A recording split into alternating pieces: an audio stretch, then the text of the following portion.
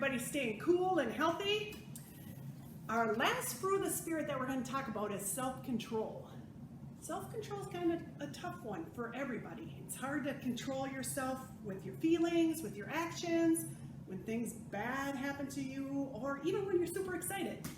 Self-control is the capacity to manage our own emotions and actions, and the Spirit helps us develop our self-control by revealing our sinful desires and reminding us that God's constant love will help us through.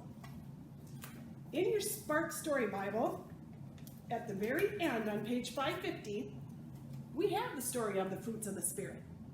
So I thought this would be a great story to end our series. Fruit of the Spirit. Paul helped people understand how to live the way God wanted them to live. One time, Paul wrote a letter to a group of people called the Galatians. The Galatians had a new church and they needed lots of help. One of the problems they had was they were always arguing. They fought and fought and fought about all sorts of things. The Galatians didn't always agree about what it is meant to be a church and what rules to follow. They had a hard time getting along, and it was getting in the way of them making a good church.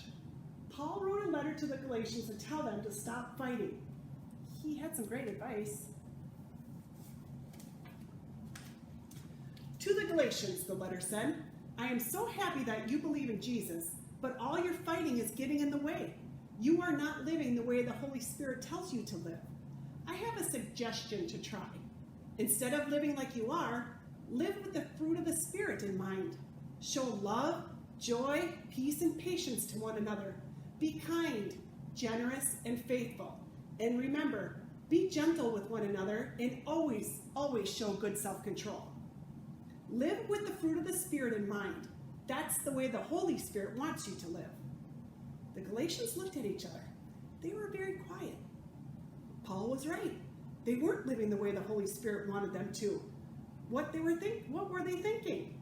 All this fighting was just not right. At the end of his letter, Paul wrote, the way for you to get along and be a church is to let God's love fill you.